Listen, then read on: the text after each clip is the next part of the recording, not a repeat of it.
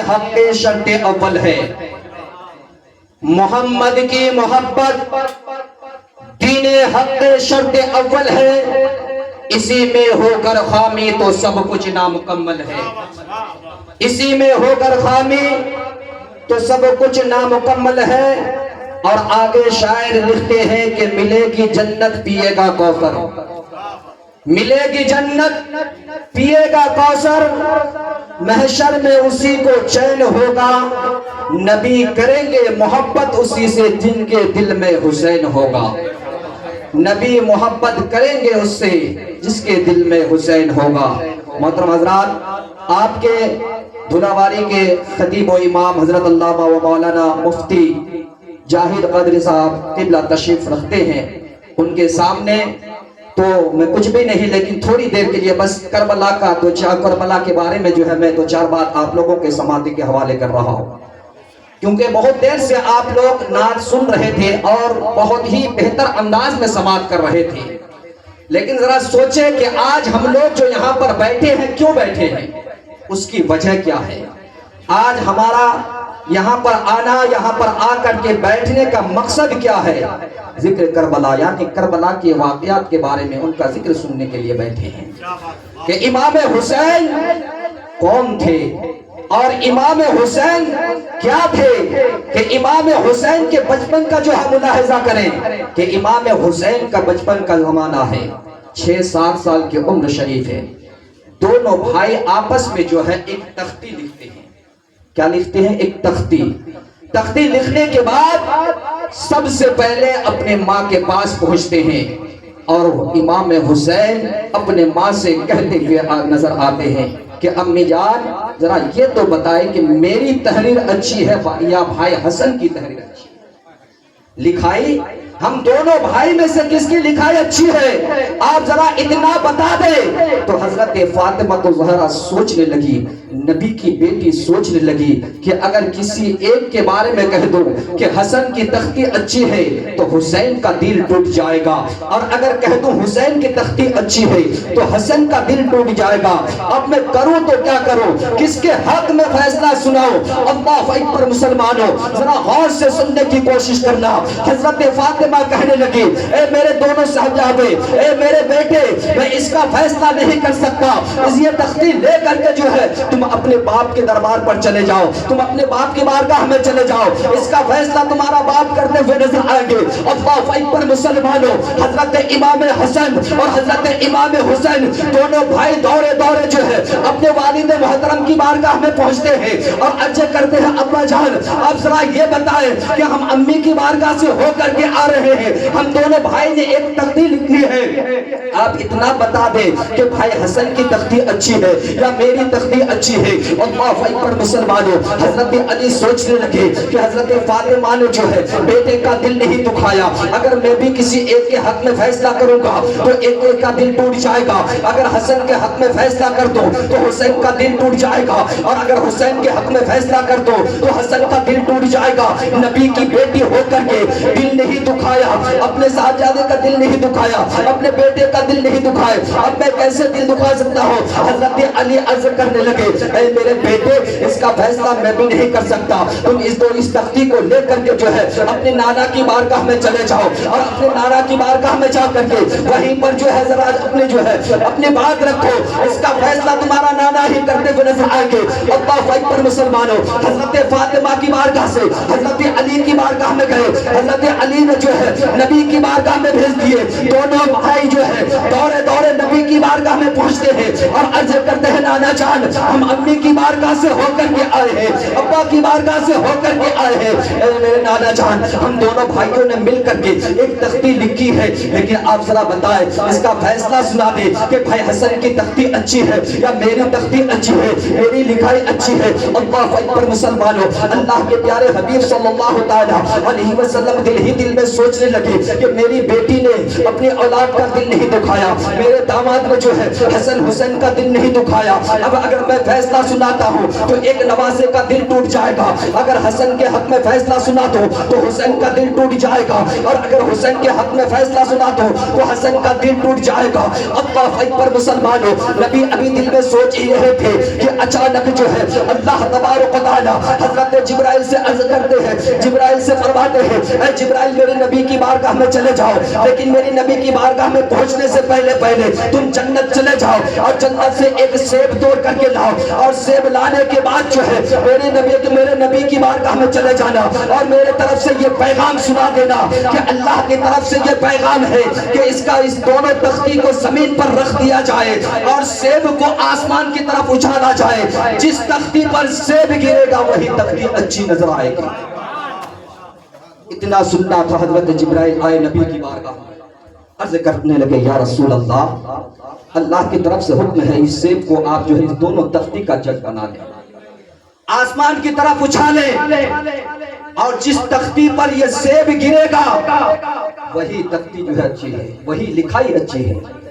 اللہ کے پیارے حبیب صلی اللہ تعالی علیہ وسلم سیب کو ہاتھ میں لیتے ہیں اور دونوں تختی کو جو ہے زمین پر رکھ دیتے ہیں۔ سیب کو جیسے ہی آسمان کی طرف اچھالا، اب وہ سیب نیچے آنے لگا تو رب کی بارگاہ میں گریا گزاری کرنے لگے، رب کی بارگاہ میں رونے لگے، اے میرے پروردگار،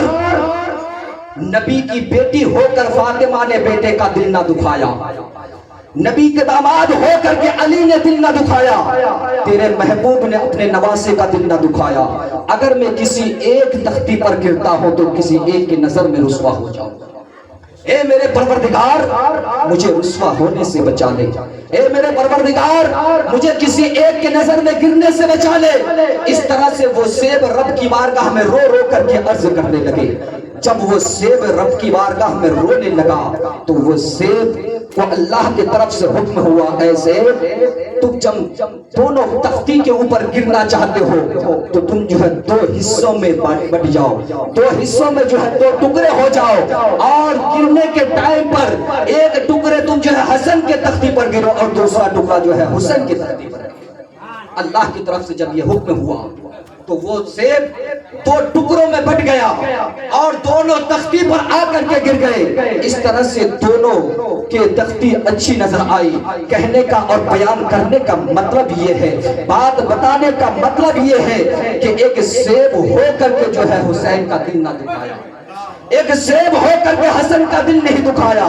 لیکن آج ہم کس طرح سے زندگی کو گزار رہے ہیں؟ اپنے آپ کو ہم حسینی کہلاتے ہیں، اپنے آپ کو جو ہم حسین کا غلام کہلاتے ہیں، نہ تو ہمارا چہرہ حسینی ہے نہ تو ہمارا لباس حسینی ہے۔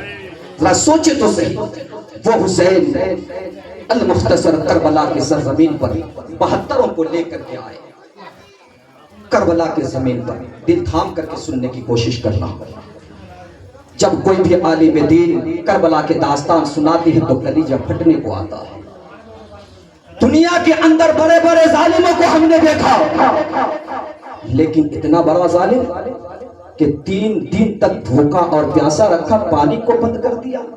اللہ اکبر مسلمان، ذرا سوچے تو صحیح، وہ حسین اگر کربلا کے میدان میں کہہ دیتے تو دریا خود چل کر کے کربلا کے سرزمین پر آ جاتا، لیکن امام حسین نے صبر کیا، امام حسین نے صبر کیا، کیونکہ امام حسین جب کربلا کے میدان پر خیمے لگائے اور سامنے ایک خندق کھود دیا اور اس میں آگ جلائی، کیوں؟ تاکہ کوئی لوگ آ کر کے حملہ نہ کر سکے۔ تو ایک انسان گھوڑے پر سوار ہو کر کے آیا اور کہنے لگا کہ اے حسین، تم نے ابھی سے اپنے لیے آگ جلا لی ہے، تمہیں تو آگ میں ہی جانا پڑے گا معاذ اللہ۔ اتنا کہنا تھا، امام حسین نے کہا کہ اے اللہ اس انسان کو آگ میں پھینک، یعنی آگ میں جلا دے۔ اتنا کہنا تھا، وہ گھوڑا دوڑنے لگا جس پر وہ سوار تھے، اور گھوڑے کے اوپر سے وہ نیچے گر گیا اور گھوڑا دوڑتے ہوئے اس خندق کے قریب پہنچا اور اس انسان کو آگ میں لے جا کر کے پھینکا۔ جب وہ انسان آگ میں جلا تو امام حسین اب کربلا کے میدان میں جانے کی تیاری کر رہے ہیں۔ اس سے پہلے حضرت علی اکبر آئے اور کہنے لگا، بابا سب تو چلے گئے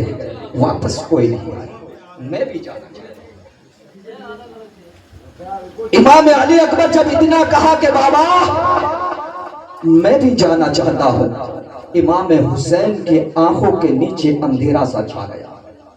وہ جوان بیٹا، ایک روایت کے مطابق 18 سال اور ایک روایت کے مطابق 25 سال، اس دونوں کے درمیان عمر شریف آپ اندازہ لگائیں، 56 سال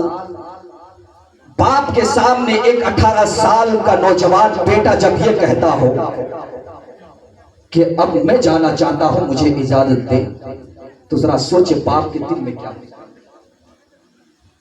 امام حسین کہنے لگے کہ بیٹا، اور روایتوں میں آتا ہے کہ علی اکبر جو ہے بالکل ہو نبی کی طرح، بالکل ٹو کاپی نبی کی طرح بولتے بھی تھے، نبی کی طرح چلتے بھی تھے، نبی کی طرح اٹھتے بھی تھے، نبی کی طرح بیٹھتے بھی تھے، یہاں تک کہ مدینے والے کہتے کہ جب نبی کی یاد آتے تو سب کوئی امام حسین کے گھر میں آ جاتے اور علی اکبر کو دیکھ لیتے، بالکل نبی کی طرح دکھتا تھا۔ وہ علی اکبر اپنے باپ سے کہتا کہ بابا میں جانا چاہتا ہوں۔ امام حسین نے پہلے تو منع کیا، لیکن بعد میں کہا کہ بیٹا جب تم جانا چاہتے ہو تو میں تو منع نہیں کروں گا، لیکن میں تمہیں شادی کا دلہا تو نہیں بنا سکا، آؤ شہادت کی دلہا بناتا ہوں۔ میں تمہیں شادی کا دلہا تو نہیں بنا سکا۔ ہر ایک باپ کی دل کی خواہش ہوتی ہے کہ اپنے بیٹے کے سر پر میں صحرا دیکھوں، لیکن قربان جاؤ کربلا والوں پر۔ امام حسین کہنے لگے بیٹا میں تمہیں شادی کا دلہا تو نہیں بنا سکا، لیکن آؤ شہادت کی دلہا بناتا۔ حضرت امام علی اکبر کے سر مبارک پر امامہ شریف سجایا اور گھوڑے پر سوار کر دیا۔ جب علی اکبر گھوڑے پر سوار ہوئے تو امام حسین کہنے لگے کہ بیٹا ایک بار پیچھے پلٹ کر کے دیکھ لو، آخری مرتبہ تمہیں دیکھ۔ ایک باپ اپنے بیٹے سے کہتا، علی اکبر جب پیچھے پلٹ کر کے دیکھے اور کہا کہ بیٹا امیوں کو سلام کر دو، پھوپھی کو سلام کر دو، چاچیوں کو سلام کر دو، کیونکہ تم جو ہے اب جا رہے ہو، کوئی بھی گیا واپس کوئی نہیں آیا۔ امام علی اکبر کربلا کے میدان پر پہنچے۔ جیسے ہی کربلا کے میدان میں پہنچے، یزیدی فوج دیکھ کر کے جو ہے اپنے ہتھیار کو زمین پر رکھ دیا۔ لوگوں نے کہا کیا ہو گیا تمہیں، کیوں زمین پر رکھ دیا؟ کہا کہ دیکھو ہم تو حسین سے لڑ سکتے ہیں لیکن اپنے نبی سے نہیں لڑ سکتے، حسین سے تو لڑ سکتے ہیں لیکن اپنے نبی سے نہیں لڑ سکتے۔ کہا کہ نبی کہا دیکھو وہ سامنے کھڑا ہے، کہا کہ یہ آنکھوں کا دھوکہ ہے، یہ نبی نہیں بلکہ علی اکبر بالکل نبی کی طرح دکھ رہا ہے۔ پھر سے جو ہے ہتھیار کو اٹھایا اور وہ علی اکبر جنگ شروع کی، لڑتے لڑتے بہت ساری یزیدیوں کو جو ہے جہنم میں پہنچا دیا۔ پہنچانے کے بعد تھوڑی دیر کے بعد پھر خیمے کی طرف پلٹ کر کے آیا اور اپنے باپ حسین سے کہنے لگا بابا صرف چند قطرہ پانی پلا دو، صرف چند قطرہ پانی پلا دو، چند قطرہ مجھے پانی دے دو، پیاس کی وجہ سے جو ہے حلق سن رہی ہے۔ اللہ اکبر مسلمانوں، ایک نوجوان بیٹا اپنے باپ سے پانی طلب کر رہا ہو تو باپ کے دل میں کیا گزر رہے ہوں گے۔ امام حسین اپنے انگلی سے جو ہے ایک انگوٹھے نکالتے ہیں اور کہتے ہیں کہ یہ دیکھو تمہارے جو ہے یہ میرے نانا نے مجھے دیا تھا، اس کو اپنے منہ میں رکھ لو، تھوڑی دیر کے لیے تمہیں راحت مل جائے گی۔ وہ انگوٹھے شریف جو ہے منہ میں رکھا علی اکبر نے، پھر جو ہے پلٹ کر کے گئے۔ جانے کے بعد پھر جنگ شروع کی اور لڑتے لڑتے جو ہے اچانک یزیدی خیمے کی طرف سے آواز آ رہی ہے کہ اگر ایک ایک کر کے جائیں گے تو کوئی واپس نہیں آئے گا، ہمارے یہاں کوئی نہیں بچے گا، چاروں طرف سے حملہ کیا جائے تب جا کر کے علی اکبر کا مقابلہ کر سکتے ہیں۔ اللہ اکبر مسلمانوں، چاروں طرف سے جو ہے تیر برسنا شروع ہو گیا اور اس طرح سے چاروں طرف سے تیر آ رہے تھے، لگ رہا کہ تیر کی بارش ہو رہی ہے، سوچ تیر کی بارش ہو رہی ہو، چاروں طرف سے جو ہے تیر آ رہے تھے اور تیر کی بارش ہو رہی تھی۔ اسی طرح سے جب تیر برسنے لگے، ایک ظالم نے اس طرح سے ایک خنجر پھینکا کہ علی اکبر کے دل کے قریب آ کر کے وہ خنجر چبھ گیا۔ اللہ، جیسے ہی وہ خنجر آ کر کے لگا گھوڑے سے جو ہے فرش پر یعنی زمین پر تشریف لے کر کے آئے علی اکبر اور کہا بابا میری مدد کرو، بابا میری مدد کرو۔ اور مسلمانوں ذرا سوچو آج ہم زندگی کو کس طرح سے گزار رہے ہیں، اپنے نانا کے دین کو بچانے کے لیے امام حسین نے اپنے خاندان کی ایک ایک چشم و چراغ کو رب کی بارگاہ میں قربان کر دیا۔ علی اکبر جب زمین پر آئے امام حسین کے جانے کے بعد علی اکبر کا سر مبارک اپنے گود میں رکھنے کے بعد جو ہے خون کو صاف کر رہے ہیں۔ اس وقت بھی جو ہے علی اکبر کہتے بابا مجھے چند گھٹ پانی دے دیا جائے پھر میں جو ہے لڑنے کی طاقت، مجھے چند گھٹ پانی دے دیا جائے پھر سے میں لڑنے کی طاقت رکھتا ہوں۔ امام حسین کہتے بیٹا تمہارے لیے جو ہے حوض کوثر پر ساقی کوثر پانی لے کر کے انتظار کر رہے ہیں۔ پھر علی اکبر کہنے لگے بابا سینے میں بہت درد ہے، اس خنجر کو آپ نکالیں۔ اللہ اکبر مسلمانوں، روایت کے مطابق جب امام حسین اپنے بیٹے کے قریب گیا اس وقت امام حسین کے سر کے بال اور چہرے داڑھی کی بال جو ہے بالکل کالی تھی، لیکن جب علی اکبر نے کہا کہ بابا سینے میں بہت درد ہو رہا ہے، اس خنجر کو آپ نکالے تاکہ مجھے راحت مل جائے۔ 56 سال کے طاقت کو اکٹھا کیا امام حسین نے اور اس خنجر کو پکڑ کر کے جب اوپر کی طرف کھینچا، امام حسین نے جب اس تلوار کی نوک پر نظر ڈالی تو کیا دیکھتے ہیں کہ علی اکبر کا دل کا ٹکڑا جو ہے اس خنجر کی نوک پر ذرا سوچی، وہ دیکھ جیسے ہی دیکھا امام حسین کی نظر جب پڑی تو امام حسین کے سر کے بال اور داڑھی کی بال جو ہے بالکل سفید ہوتے نظر آئے۔ اس وقت پورا ہو گیا، اپنے نوجوان 18 سال بیٹے کے جو ہے لاش کو اپنے گود میں لے کر کے خیمے کی طرف روانہ ہوئے۔ جب خیمے کے قریب پہنچا تو بی بی زینب کہنے لگی کہ دیکھو آج میرا بھائی حسین پورا ہو گیا، اپنے جوان بیٹے کی لاش کو لے کر کے آ رہے ہیں۔ بالکل جو ہے پیر کپنے لگا کہ ایک نوجوان بیٹے کا لاش اپنے گود میں ابھی خیمے کے قریب لا کر کے رکھا ہی تھا کہ زینب کہنے لگی کہ بھائی میں اس سے پہلے کچھ نہیں مانگا لیکن علی اصغر کو دیکھو۔ اللہ سب کوئی جانتے ہیں 6 ماہ کا علی اصغر کو دیکھو، پیاس کی وجہ سے تڑپ رہے ہیں، دشمنی تو تم سے ہے، اس بچے نے کیا بگاڑا، تم اسے لے کر کے جاؤ، شاید دیکھ کر کے بچے کے اوپر ترس کھا کر کے تھوڑا سا پانی دے دے، تم اسے پانی پلا کر لاؤ۔ اللہ اکبر مسلمانوں، امام حسین ننھے علی اصغر کو اپنے بیٹے کو گود میں لے کر کے یزیدیوں کی طرف جاتے ہیں، جا کر کے یزیدیوں سے مخاطب ہو کر کے فرماتے ہیں کہ میں آیا نہیں ہوں بلکہ مجھے بھیجا گیا ہے، دیکھو تمہاری دشمنی مجھ سے ہے، تم میرے خون کے پیاسے ہو، اس بچے نے تمہارا کیا بگاڑا ہے، چند گھٹ پانی اس بچے کو دے دو۔ میں بچے کو ساتھ اسی لیے لایا ہوں تاکہ تمہیں یہ شک نہ ہو کہ بچے کے بارے میں بول کر کے پانی ہم خیمے میں لے کر کے جائے، نہیں صرف چند گھٹ پانی اس بچے کو دے دو۔ اللہ اکبر مسلمانوں، روایتوں میں آتا ہے کہ تیر 2 طرح کا ہوتا ہے، ایک انسان کو مارنے کے لیے ہوتا ہے، ایک جانور کو قابو میں لانے کے لیے ہوتا ہے، لیکن جب امام حسین نے علی اصغر کو سامنے بڑھا کر کے پانی طلب کیا تو ایک ظالم نے اس طرح سے تیر چلایا، جو گھوڑوں کو اوپر تیر چلایا جاتا ہے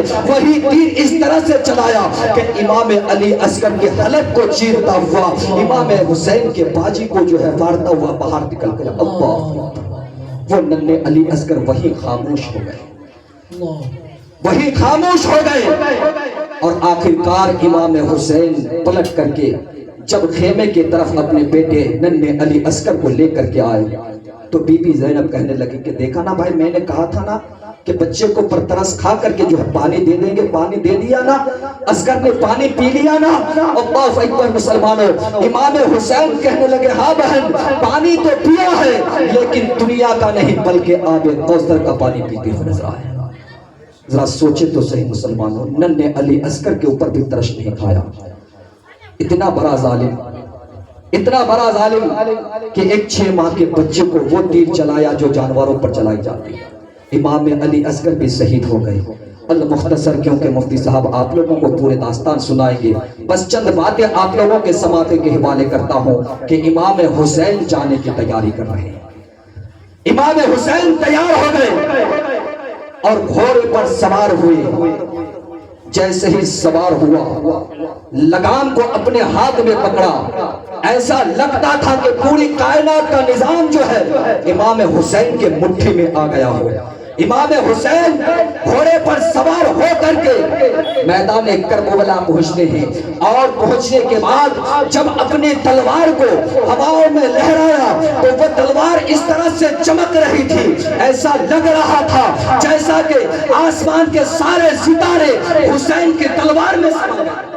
اس طرح سے وہ تلوار چمکتی ہوئی نظر آ رہی تھی۔ امام حسین جو ہے چاروں طرف سے تلوار لہرا رہے ہیں، کبھی وہ تلوار دکن کی طرف چمک رہی ہے تو کبھی پورب کی طرف چمک رہی ہے، کبھی پچھم کی طرف چمک رہی ہے تو کبھی اتر کی طرف چمک رہی ہے۔ وہ تلوار چمکتی رہی، وہ تلوار چمکتی رہی، امام حسین تلوار کو لہراتے رہے، اور جب بھی تلوار لہراتے رہے یزیدی فوج اس طرح سے کٹ رہے تھے جیسے گاجر مولی کٹ رہا ہو، اس طرح سے جہنم میں پہنچا رہے تھے جیسے گاجر مولی کٹ رہی ہو۔ امام حسین تلوار چلاتے رہے۔ اللہ اکبر مسلمانوں، امام حسین تلوار جب چلاتے رہے تو یزیدی کیمپ میں ایک ہلچل مچ گئی کہ امام حسین کی تلوار اگر اسی طرح سے چلتے رہی تو ہم میں سے کوئی نہیں بچے گا، امام حسین کی تلوار کو روکا جائے، امام حسین کی تلوار کو کسی طرح سے بھی روکا جائے۔ خیمے کے اندر سے آواز آتی ہے کہ جو تلوار ننھے علی اصغر کی شہادت نہ روک سکے، جس تلوار کو جو ہے علی اکبر کی جوانی نہ روک سکی، جس تلوار کو بھوک اور پیاس نہ روک سکی، وہ تلوار کیسے روکے گی؟ اللہ اکبر مسلمانوں، امام حسین کی تلوار چلتی رہی، امام حسین کی تلوار چمکتی رہی، امام حسین کی تلوار لہراتی رہی، اور یزید جو ہے جہنم پہنچتے رہے، لیکن وہی تلوار چلتے چلتے اچانک رکتی ہوئی نظر آتی ہے۔ وہی تلوار چلتے چلتے اچانک رک جاتی ہے۔ اللہ اکبر مسلمانوں، وہ تلوار کیوں رک گئی؟ نماز کا وقت ہو گیا، وہ تلوار نماز کے لیے رک گئی۔ شاعر لکھتے ہیں لیکن نہ مسجد میں نہ بیت اللہ کے دیواروں کے سائے میں، نہ مسجد میں نہ بیت اللہ کے دیواروں کے سائے میں نماز عشق ادا ہوتی ہے،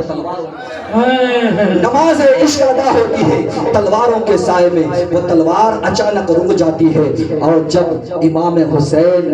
نماز کے لیے گئے اور اپنے سر کو سجدے میں رکھا تو یزیدی کیمپ سے آواز آئی کہ یہی وقت ہے امام حسین پر حملہ کیا جائے۔ اگر سر دوبارہ اٹھا لیا تو پھر ہم میں سے کوئی نہیں بچے گا۔ اسی دوران جو ہے امام حسین کے سر مبارک کو تن سے جدا کر دیا۔ انا للہ و انا الیہ راجعون۔ امام حسین وہیں پر جو ہے شہید ہو گئے۔ اور میں بس آپ لوگوں سے اتنا کہنا چاہتا ہوں، یہی پیغام پہنچانا چاہتا ہوں، آپ لوگوں کے سماعتوں کے حوالے اتنا کرنا چاہتا ہوں کہ دنیا کے اندر کچھ بھی ہو جائے، ہم تو محنت اور مزدوری کرنے والے انسان ہیں، کیونکہ آپ جانتے ہیں ہر ایک علماء کرام بیان کرتے کرتے تھک گئے، بہت سارے علماء کرام اس دنیا کو چھوڑ کر یعنی مر گئے، لیکن ہم نے جو ہے آپ نے آپ کو سدھارنے کی کوشش نہ کی، آپ نے آپ کو جو ہے اللہ کی بارگاہ میں جھکانے کے لیے ہم تیار نہ ہوئے۔ مسلمانوں ذرا سوچو تو صحیح، کم سے کم نماز پڑھنے کی کوشش کرے۔ امام حسین نے جو پیغام دیا ہمیں اس پیغام پر عمل کرنے کی کوشش کرے، جہاں تک ہو سکے نماز کو ادا کرنے کی کوشش کرے۔ اللہ کی بارگاہ میں دعا ہے پروردگار ہم تمام لوگوں کو حق بات بولنے پر اور حق بات پر عمل کرنے کی توفیق و رفیق عطا فرمائے۔